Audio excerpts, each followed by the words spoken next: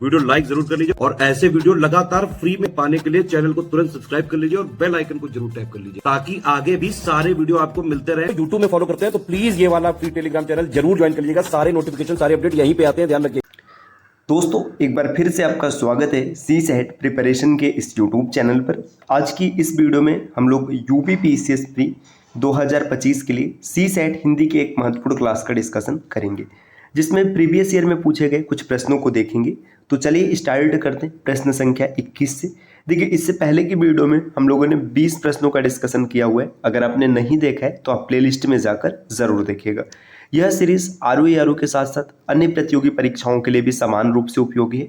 आप किसी भी एग्जाम की प्रिपरेशन कर रहे हैं जहाँ पर हिंदी से जुड़े प्रश्न मिलते हैं तो ये क्लास आपके लिए रामबाण साबित हो सकती है। देखिए, प्रश्न संख्या 21 और 25 के लिए यहाँ पर कुछ निर्देश दिया गया कि अधोलिखित गद्यांश को ध्यान से पढ़िए तथा प्रश्न संख्या 81 से 85। अब देखिए, यहाँ पे 21 से 25 है, यहाँ पे 81 से 85 क्यों आया है?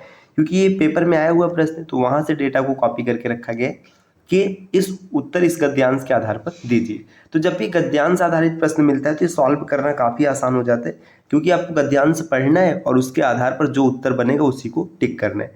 देखिए, गद्यांश क्या दिया?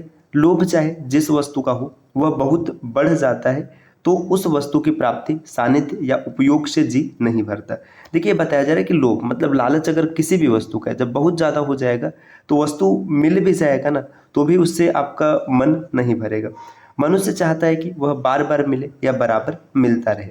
धन का लोभ जब रोग होकर चित्त में घर कर लेता है तब प्राप्ति होने पर भी और प्राप्ति की इच्छा बनी रहती।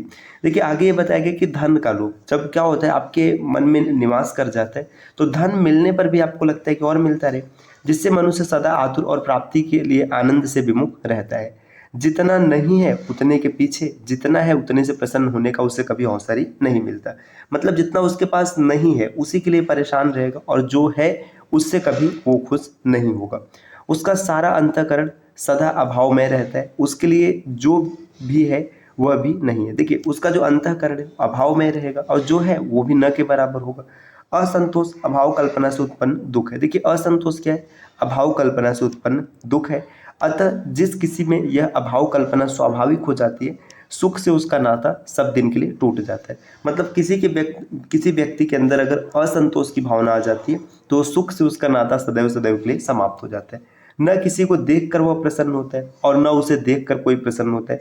इसी से संतोष सात्विक जीवन का अंग बताया गया। देखिए, ये क्या बताया गया कि जो संतोष है वही जीवन का सात्विक है, बाकी हर चीजें काल्पनिक है। देखिए, अब यहाँ पर प्रश्न दिया गया। प्रश्न पहला है कि मनुष्य के अंतःकरण सदैव अभाव में क्यों रहता है? तो आपने गद्यांश पढ़ा, अब वहां पे आपको क्या मिला कि जितना है उतने से वो कभी प्रसन्न नहीं होता है और जितना नहीं है उतने के पीछे भागता है, इसी से उसका अंतःकरण अभाव में रहता है। देखिए, क्या विकल्प दिया? वह सात्विक जीवन जीने लगता है। तो ये तो इसकी बात ही नहीं है। जितना है उतने से प्रसन्न होने का उसे कभी अवसर ही नहीं मिलता। तो यही बात है, जितना है उतने से प्रसन्न होने का अवसर ही नहीं मिला। तो विकल्प 20 प्रश्न का उत्तर बन जाएगा। देखिए, आगे क्या विकल्प दिया? लोभ की पूर्ति हेतु वह अनेक वस्तुओं की प्राप्ति कर लेता है। ये भी उत्तर नहीं है। जितना है उतने से प्रसन्न हो जाता है, तब तो फिर भाई अभाव में होगा ही नहीं। विकल्प बी ही इस प्रश्न का उत्तर बनेगा। प्रश्न संख्या 22 दिया है, गद्यांश का सही शीर्षक क्या हो जाएगा? अब देखिए, सही शीर्षक की बात करें तो देखिए पूरे गद्यांश में कहीं ना कहीं बात किया गया था संतोष, लालच, लोभ, इन सब चीजों की। तो देखिए, असंतोष ये नहीं हो सकता, धन लाभ ये भी नहीं हो सकता, लोभ और असंतोष और लोभ और प्रीति। तो देखिए, इसमें लोभ और असंतोष सबसे सुटेबल लग रहा है, तो विकल्प सी इस प्रश्न का उत्तर बनेगा। साथियों, अगर आप यूपी पीसीएस या फिर आरओ एग्जाम की कंप्लीट और सिलेक्शन वाली तैयारी करना चाहते हैं तो आप टीम के पेड कोर्सेज को ज्वाइन कर सकते हैं, जिसके लिए आप इनमें से किसी भी नंबर पर कॉल या फिर व्हाट्सएप कर कोर्स के बारे में जानकारी प्राप्त कर सकते हैं। ये ज्ञान सर का व्हाट्सएप नंबर है, आप यहाँ से व्हाट्सएप के माध्यम से भी जुड़ सकते हैं। आते हैं अगले प्रश्न पर। प्रश्न संख्या 23 दिया है, गद्यांश में किस शब्द का प्रयोग नहीं हुआ है? देखिए, अभाव में आपने देखा, सात्विक ये भी था, अंतःकरण ये भी था, अभावग्रस्त इस शब्द का प्रयोग नहीं किया गया। तो 23वें का ए उत्तर बनेगा। अगला प्रश्न यहाँ पर दिया गया, सात्विक जीवन का अंग किसे बताया गया? सात्विक जीवन का अंग क्या होगा? जो धनात्मक चीज होंगे, जैसे संतोष हो गया, है ना। तो यहाँ पे देखिए, संतोष दिया है तो यही गद्यांश के अनुसार हो जाएगा। धन लाभ लोभ नहीं है, परोपकार नहीं और भक्ति का तो जिक्र ही नहीं किया गया, तो इस वजह से विकल्प बी प्रश्न का उत्तर बनेगा। अगले प्रश्न पर आते हैं। प्रश्न संख्या 25 यहाँ पर दिया, असंतोष किस प्रकार का दुख माना गया है? देखिए, अभाव कल्पना से उत्पन्न जो दुख होता है उसी को असंतोष कहते हैं। तो अभाव कल्पना से उत्पन्न दुख, विकल्प डी। तो ये गद्यांश के 5 प्रश्न रहे, या बहुत ही आसानी से बना सकते हैं अगर आप गद्यांश को सही तरीके से पढ़ते हैं तब। प्रश्न संख्या 26 दिया, अवगुंठन का अर्थ है। अवगुंठन का मतलब होता है घूंघट, तो विकल्प ए इस प्रश्न का उत्तर हो जाएगा। अगला प्रश्न देखते हैं 27 नंबर का। इसमें दिया है, जैसा करोगे वैसा भरोगे, वाक्य में सर्वनाम क्या है। देखिए, जैसा करोगे वैसा भरोगे, इसमें किस प्रकार का सर्वनाम है? निजवाचक, निश्चयवाचक, संबंधवाचक, पुरुषवाचक। तो देखिए यहाँ पे जैसा करना वैसा भरना, करने का संबंध भरने से, तो संबंधवाचक सर्वनाम होगा, विकल्प सी।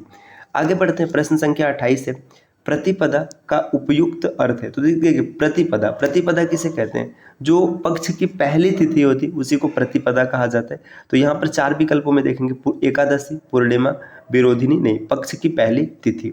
अगले प्रश्न पर आते हैं, 29 नंबर का प्रश्न देखते हैं। यहाँ पर क्या दिया? 29 नंबर का, चौराहा में समास है। तो चौराहा, देखिए जो भी संख्यावाचक होता है, मतलब पहला शब्द अगर इसमें संख्यावाचक होगा तो हमेशा उसमें द्विगु समास होता है। तो विकल्प सी इस प्रश्न का उत्तर हो जाएगा। अगला प्रश्न, प्रश्न संख्या 30, अनुरूप का विलोम है। अनुरूप, प्रतिरूप, आपने विलोम में कई बार पढ़ा है, तो 20 का उत्तर बनेगा। अगले प्रश्न पर आते हैं, प्रश्न संख्या 31 दिए, अधोलिखित में से एक पर्यायवाची युग्म सही नहीं है। यहाँ पर 4 पर्यायवाची शब्द दिए हैं, एक सही नहीं है। पुरंदर, अमरपति, बिल्कुल सही है।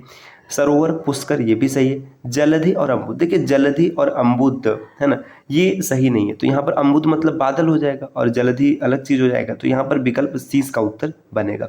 अगला यहाँ पर दिया, फड़ी और उरग, ये नाग के हैं, तो बिल्कुल सही है। अगला प्रश्न 32 नंबर का प्रश्न, गुलर का फूल होना। गुलर का फूल होना इसका तात्पर्य होता है दुर्लभ होना। तो विकल्प डी इस प्रश्न का उत्तर बनेगा।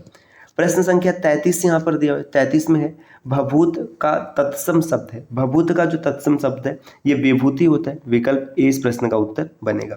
सदैव, सदैव में कौन सी संधि? अगर सदैव की बात करेंगे, सदा प्लस यू, है ना, सदा प्लस यू लिखा जाता है। तो आप देखेंगे सदा प्लस यू रहेगा, तो यहाँ पे कौन सी संधि हो जाएगी? ये देखिए, जब कभी भी ए की मात्रा मिलती तो वृद्धि संधि होती। विकल्प ए इसका उत्तर बनेगा। 35 नंबर का प्रश्न यहाँ पर दिया है कि अधोलिखित में वर्तनी की दृष्टि से एक अशुद्ध शब्द है। देखिए, वर्तनी की दृष्टि से अशुद्ध शब्द बताना है। अंतर्धान, बिल्कुल सही है। अनुग्रहित, ये भी सही है। अधीन भी सही है। जब 3 सही तो अध्यात्म, यही गलत हो जाएगा। प्रश्न संख्या 36 यहाँ पर दिया, कन्नौजी बोली किस जनपद में बोली जाती है? देखिए, कन्नौजी, कन्नौजी का जो क्षेत्र है ये मूल रूप से हरदोई होता है। तो हरदोई के आसपास के इलाके, विकल्प सी इस प्रश्न का उत्तर बनेगा। अगला प्रश्न यहाँ पर है, अधोलिखित में से एक भोजपुरी क्षेत्र नहीं है। यहाँ पर 4 शहरों के नाम दिए गए, इसमें से बताना है कौन सा भोजपुरी क्षेत्र नहीं है। देखिए, देवरिया, मिर्जापुर, बलिया, ये तो भोजपुरी है एकदम शुद्ध रूप से। अब इलाहाबाद है जो भोजपुरी क्षेत्र नहीं है। अगला प्रश्न यहाँ पर दिया 38 नंबर का, फैजाबाद जनपद में बोली जाने वाली बोली है। तो फैजाबाद जनपद में कौन सी बोली बोली जाती है?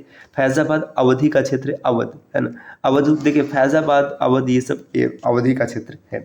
आगे देखेंगे, प्रश्न संख्या 39 दिया है, अधोलिखित में से कौन बोली उत्तर प्रदेश की नहीं है? आपको बताना है कौन सी बोली ऐसी है जो उत्तर प्रदेश की नहीं है। देखिए, ब्रज उत्तर प्रदेश का क्षेत्र है, अवध उत्तर प्रदेश का क्षेत्र है, भोजपुरी ये भी उत्तर प्रदेश का है, तो बघेली ये उत्तर प्रदेश की बोली में नहीं शामिल है।